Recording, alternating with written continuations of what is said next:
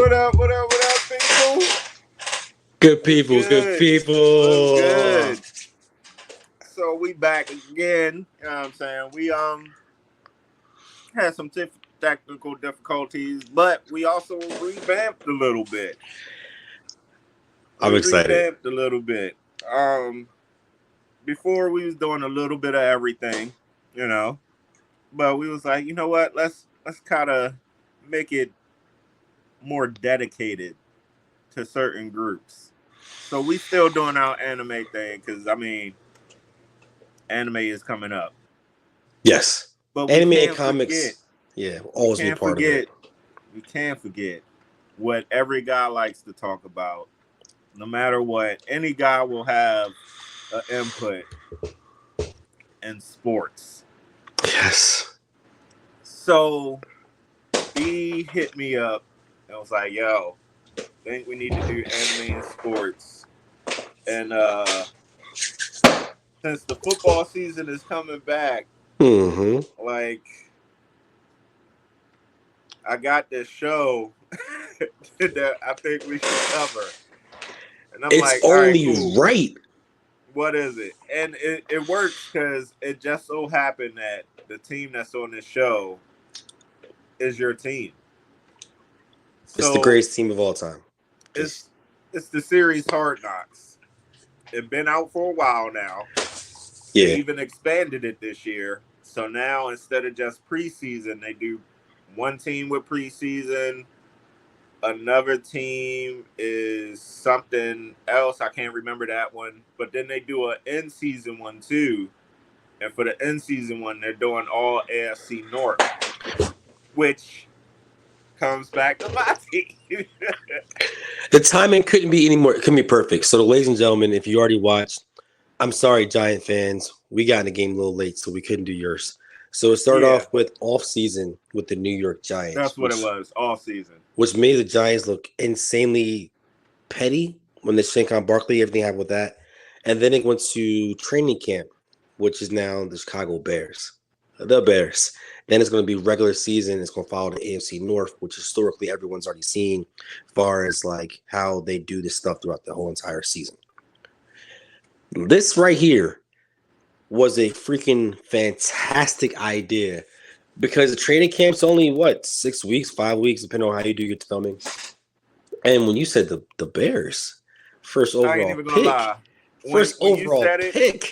When you said Hard Knocks, and I was like, okay, because I seen commercials before you said it. And it was like the Bears is gonna be on there, and I was like, bro, what are they gonna cover? Yo, watch your tone, bro. We listen, ladies and gentlemen. Rail has this like tendency of like poking the bear, no pun intended, but that's great. But like everyone thinks I'm the anime one, the whole like always the feisty one. Nah, listen to what this man be saying. Like he be saying some slick stuff, but just calmly. Like it's just like goes over the wind, this goes over it. This man gonna say what you gonna cover. I tell you what we're gonna cover. The first overall pick, Caleb Williams. Let's go. Don't even mention anything about what he does off the field. I don't care. I don't care. That's why I stopped. I was about to, but I know you are. I don't care. You know what? I'm gonna let him have it. No, we care about performance. Yes, USC. Now, USC historically, so besides Carson Palmer, there's not many quarterbacks. Before you finish that, what's up? Because you said keep it on the field. Yes. So the number 1 overall draft pick, right after losing a game, like was balling on the USC field because he felt like he was cheated out of that win. Okay, yeah. This is why I don't like him, fans. This is why you can mention that. That's fair. On the field. No. That's fair. You can mention that. That was on the field. It was documented that Caleb is a little eccentric.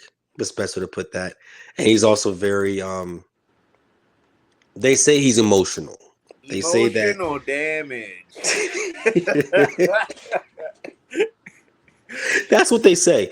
But listen, But just talent, you cannot deny. You cannot deny his throwing capabilities. His now the Pac-12 historically has put up very, very good numbers for the quarterback position, but it hasn't really translated well in the NFL. Yes. Top tier for me, of course, is Carson Palmer, but he has some injuries. But he's like the top quarterback on top of my mind that I can think of that came out of the Pac-12. Shoot, there really is no Pac-12 anymore. But it came out of the West Coast and actually did good. You have Aaron Rodgers of Cal, but he wasn't Heisman Trophy worthy like that. Matt Leinart, he didn't really do much in the NFL. He was more of a. Right. So I personally, you don't know what's going on, and also it wasn't just Caleb. We got Rome, University of Washington. Rome was a monster. That Washington roster was a monster. So for him to drop down, for us to still be able to pick him was incredible. I did not see that happening. Our GM was in his bag. Definitely was in his bag. I actually think that was actually a brilliant idea to pick Rome to go with Caleb, because now they can grow together and be that duo going forward. Because before the season, y'all made a trade. Made a couple of trades. Start back from last year. We got DJ Moore and the overall first round pick that we got. Thank you, Carolina, for everything y'all did. I hope y'all just in your sorrows. I appreciate you guys. You set us up for a whole decade. So yeah, y'all got DJ Moore. I'm okay with the DJ Moore one because he's solid. He's still pretty much kind of young. No, you better not say what I think you're gonna say. He's not old. He's not old, bro. He's not old. Okay, all right. So Keenan Allen. I knew you were gonna say that. It's the pickup from this off season. Yes. And I was like, okay, all right. Like, Keenan Allen is solid. Don't get me wrong. He's an all-pro, bro. He's a monster. He's super solid. But he almost gives me AD vibes. Oh, that's messed up. A great comparison. That's a messed up. Hurt every year. He's talking about Anthony Davis, ladies and gentlemen. If you don't know, it's AD, Anthony Davis. He gets hurt every year. But when he's on the playing surface, he's a monster. Now, AD, he's a monster on the court, but he's a little fragile. All right, listen, we ain't going to speak that bad things. Keenan Allen is exactly what we needed. We needed a high post. I'm going to say high post in the NFL. People don't know what that is. Someone that can go up there and get it as far as a corner threat and everything else. DJ Moore is more your slick receiver. He can play. He can be a number one, but he also can be your slot receiver and do different things. So I could say slick receivers because his skill set can go vary. But having Keenan Allen over there as a primary high threat helps target, out DJ Moore a lot. And on top of that, you're going to literally have a lineup of having Keenan Allen draw primary when he's healthy, most of the actual defense. Then you have DJ Moore, and then Rome fits in that slot position. That's going to help the development. And we also got Clement. We haven't mentioned him yet. So we have a four-headed receiving core just off the top of that gives Caleb the best chance in prior quarterbacks. Fields, we didn't really have the best team for Fields. Trubinsky was a nightmare. We're not even going to talk about that. So, like, far as the evolution, think about this, y'all. Ladies and gentlemen, I'm a young man. I'm not that old, okay? I'm not that old. I'm not that young anymore, but I'm not that old. The best quarterback in my lifetime depends on what you value, the Super Bowl or you value stats. It's either Rex Grossman or Jay Cutler, which should be on no one's top tier list. Right. Those are the best quarterbacks in the past 20 years for the Chicago Bears. So yes, it's a big deal to have Caleb Williams. It's a humongous deal to have him. I'm still kind of slighted with that though. Why? Because you go get Keenan Allen. Yes. You got DJ Moore. Chargers didn't want him. You have Komet. Yes. But then I feel like Justin Fields was slighted. Oh, he absolutely was. He was absolutely just because you get these pieces. It's like, like they're going to give him some pieces that he can finally work with. Yes. And then you ship them off for barely anything. Well, when that first trade happened, you knew I called you. I was hot. I was mad. Bro, but I was like, I also was not. I wasn't sold on Caleb Williams But now seeing how you have a bunch of new pieces, new energy, it's almost like he was a part of the old baggage and we had to let it go to walk into this new era. And we got rid of last year. We had a chance to get first overall pick, and we traded away. Like we have a chance to get quarterbacks, like C.J. Stroud, like these other quarterbacks we had a chance to actually be a part of. We didn't. Now, hindsight, Fields is not looking that good in Pittsburgh right now, so it makes us look a little better because he's had a couple rocky, even like exchanges of having the ball with fumbling. So we're seeing that, and they're also trying him at receiver now and kick returner now. So that means that he's not doing amazing things at quarterback for them to even consider what they're doing. I mean, they kind of screwed the pooch too in the quarterback room. Hey, you can't get knocked me. So this is not their time. We can talk about that. I'm happy because, like, you already know, Butterfly, Russell Wilson. Right? How you trade for Justin Fields and get Russell Wilson like all in like the same week? I don't think people really believe in Fields as a quarterback. I think they believe him as an athlete. I get it, but and Russell's more established. I can't remember which one came first. Oh, they got Justin Fields first, and then Russell came after that. Okay. So Russell was like one of those things where like, let's try to see if we can like get any more magic out of his bottle because he's more of an established quarterback. Fields is like, okay, I'm gonna have you sit behind him and learn, which is what I think go back to when it comes to the draft pick of Rome and why this Hard Knocks thing was so interesting in picking this. Rome's going to learn two different ways of playing. On top of that, Rome has footwork. He's known. He's not the most explosive far as like lateral speed, but he has the actual ability. I mean, vertical speed, but he has the ability to get open route running. So he's going to have his opportunities. And then having the Hard Knock, first you see them introducing Caleb. I thought Caleb was taller than what he actually was, which kind of shocked me. Maybe because I grew up in the era of like you got to have a 6'5", 6'8" quarterback. Having like the short quarterback was Drew Brees, Doug Flutie. You didn't have many of them that were actually successful. Caleb is measured at 6'1". He's probably 5'11". Because when you see him next to the offensive lineman, he looks small. He looked very, very small. But it also shows the growing pains of being a new person. Because our defensive back, Johnson, all them, our defense is pretty solid this year. He wasn't cooking us right away, which is okay. I'm okay with that. That one episode where they showed the matchup with Keenan Allen and it's episode 2. Yeah, episode 2. Yeah, bro, Johnson's a problem. There's a couple more Johnsons out in the league. Yes. There's a couple more in that tier. Get out of here with that, man. We ain't talking to get out of here with that. I mean, old man Allen. I don't know. Rome might have to grow up kind of quick. You gonna call this man old man? Ladies and gentlemen, first and foremost, we are going to cover week 1 and week 2 of Hard Knocks, and then moving forward to do every single one weekly. So we're going to have both of the episodes in this. I'm not going to have you disrespect calling him old man Allen, okay? Allen will make the Pro Bowl this year. Keenan Allen will make the Pro Bowl. But I do like his game when he's on the field. So I don't like you, bro. I do like his game when he's on the field. So I feel like, I mean, it's different though, because there was a time where before the Hard Knock show even came out, I seen it was a post on Facebook with a video of Caleb Williams passing the ball to Keenan Allen. Mm-hmm. And this was I believe it was with no defense. Mm-hmm. So Keenan Allen is just running a go route. Oh my gosh. And he has to slow down to the point where he almost stopped running to wait for the ball to get to him. That was AI. That wasn't real. So okay. I'm hoping it was AI. No, listen. So the Hall of Fame game. Yeah.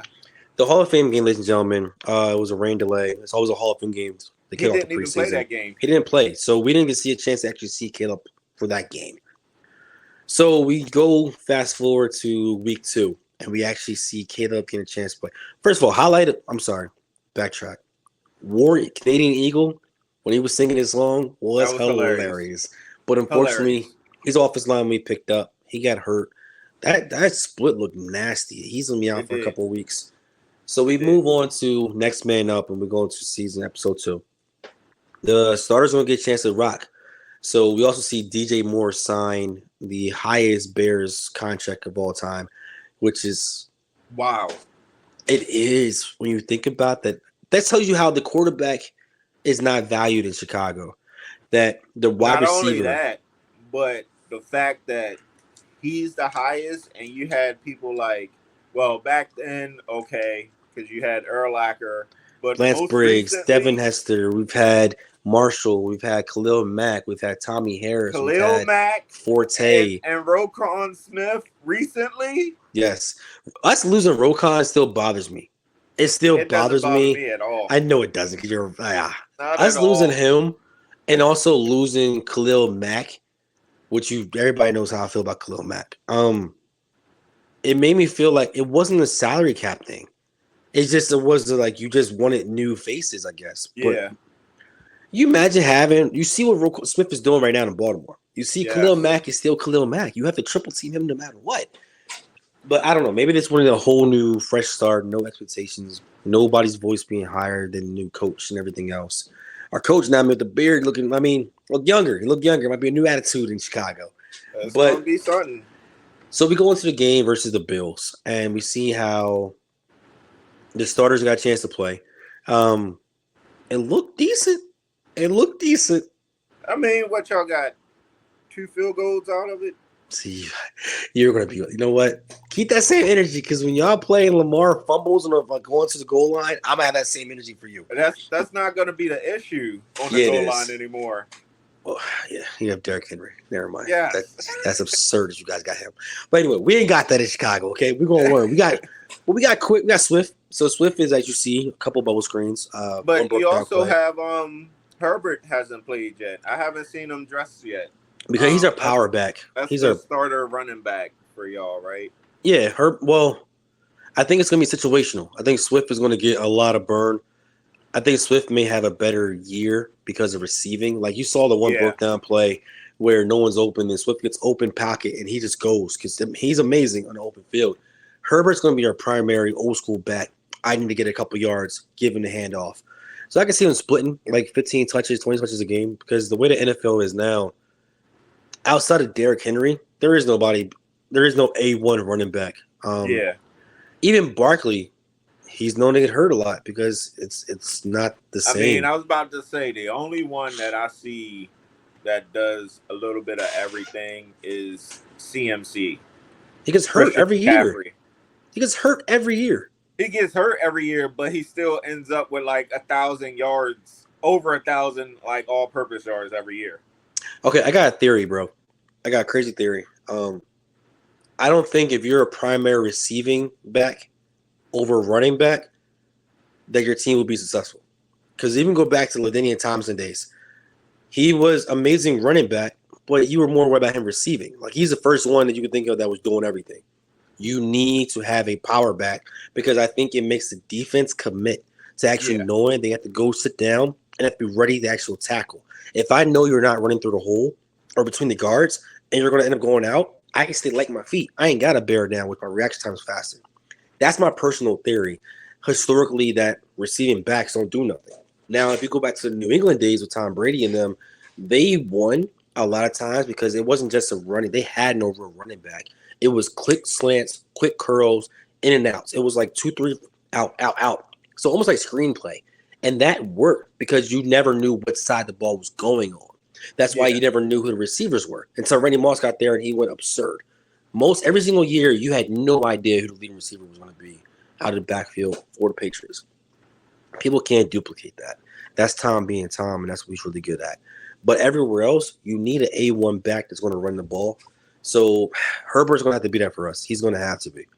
Yeah. Because I'm not saying that Swift can't, but you need that. So, like, far as, like, tell me how you feel about the overall chemistry, the energy. We mentioned DJ Moore's contract. You mentioned the Johnson talking smack the defense. So, Like, I mean, how you feel about it? I do like the chemistry right now. Yeah. You even have a receiver. He's huge. I can't remember his name. Johnson. Yeah, You about Johnson? Yes, Number he's 80? huge. Yes. He's huge, and he did catch a couple nice passes, had a couple touchdowns. I feel like he should definitely be on the roster as probably like the fourth, maybe fifth receiver. He's 6'6", so people realize also that he's a guy in the first episode, ladies and gentlemen, that got 2 passes in the Hall of Fame game. DJ Moore said it best though. How many receivers are we going to keep? Yeah, because at best, Johnson's only your 4th receiver. Yeah, he's not better than Rome, Moore, or Allen. Yeah, but, so typically most teams keep 5-6 receivers. Yeah, due to injury reason. Mm-hmm. So I could definitely see him on a squad. But yeah, I'm just interested to see. I think I'm more interested to see how Caleb reacts if y'all go on like a little rut. Okay, what you mean? So, because I mean, there's some tough teams out there. Yeah, I don't expect everything to go perfect and smooth this first year. Mm-hmm. So if y'all hit like a time where if y'all have like a rough schedule in like a certain spot and you play like 3 or 4 like hard top-notch teams, mm-hmm. How does he respond to that? Well, don't kill me, Bear fans, but I only expect to win like 6 games this year. Six to be 6 or 7. Like I'm curious to see how he reacts. Like, what's his... He's gonna have to. It's not gonna be easy. The Lions are here. I can't believe saying this. The Lions are here. The Vikings are always that. I don't know what I'm getting out of it, but how the Packers end up with a quarterback every freaking year is amazing. Right? How do you go from Rodgers now you have Love? It just doesn't make any freaking sense. It needs to be like a documentary or conspiracy over there, because there's no way you sit on quarterbacks and you just always have a tremendous quarterback. How? Like, I don't get it. So far as the NFC, Eagles, they're good. I hate to even admit that. They're good. They're really good. They're really freaking good, They're bro. going to be annoying. The 49ers are going to be annoying. So I don't expect – those are your top-tier NFC teams. AFC, I don't want to count them because they're a beast in their own. We're nowhere near AFC teams. So 6 wins. I think we can get 6 wins this year. Yeah, so I'm just interested to see how he responds to that tough stretch that I know is going to happen. He's going to do great. He's going to shock the world. He's going to be the CJ Stroud of the NFC. He's going to be CJ Stroud of the NFC. We're going to take over all of his personality. I'm just hoping he's not the Bryce Young. Dude, Bryce, Carolina. Thank you, Carolina. Thank you so much. Because I will say this right now. Anybody watch this, please tell me if I'm right or wrong. Name a top 5 Alabama quarterback of all time that ever played in the NFL. I'll wait. I will wait. Bryce Young, man. That was... We can go to your boy in Miami, too. Name a name a top-tier quarterback that's ever came out of Alabama in recent years. It don't work. The reason why they look good in Alabama, the reason why they look good as Miami Hurricane back in the day, is because you had a traditional power running game. We can name the Mark Ingrams. We can name Eddie Lacy back in the day from the Packers. We can name, you got Derrick Henry. We just mentioned Ingram. We got all these people that are running backs. Right. The receivers of Julio. We have the kid from Alabama that's playing in Philadelphia right now. Like, we can name all that. We go back to the old days of the Clinton Portis, the Willis McGahee, all that stuff. That's why the quarterbacks of these systems don't work, because all they got to do is hand the ball off. And then you expect them to do great things in the NFL. It don't work that way. It doesn't work that way. Well, good luck. Good luck. I'm interested to see how he handles the ups and downs of this season, because it's not going to be a USC where they winning a lot of games and doing it like convincingly. Yeah. Like, it's going to be some struggles. It's going to be, but like, also shout out to Jonathan Owens. We talked about him, but like, him having a chance to go to the Olympics, come back. He's going to be a key part of our defense this year. I'm excited. If you're a Bear fan, type below, comment the Bears. I understand. I appreciate you guys. If not, comment below your favorite team so I can pick them apart. Because we The go to sports Ravens. this year. No one care about the Baltimore Ravens. Like The y'all should be in. Ravens. Nobody care. We talking sports this year. We're going to try to actually watch a couple games, talk about it afterwards. We're going to just have a great time of anime sports. Also, comic stuff is a part of our anime room, so don't think we forgot about that. It's always a part of us. So thank y'all so much for your time, your effort. And if you want to be a Bears fan, just let me know what jersey size you need. What size jersey, what color jersey. We can make that happen. Okay? It's okay. Come over to the dark side. Yeah. All right. On that note, I'm going to leave y'all. Peace out. We'll catch y'all the next time around. Peace and love. Yeah. Do that.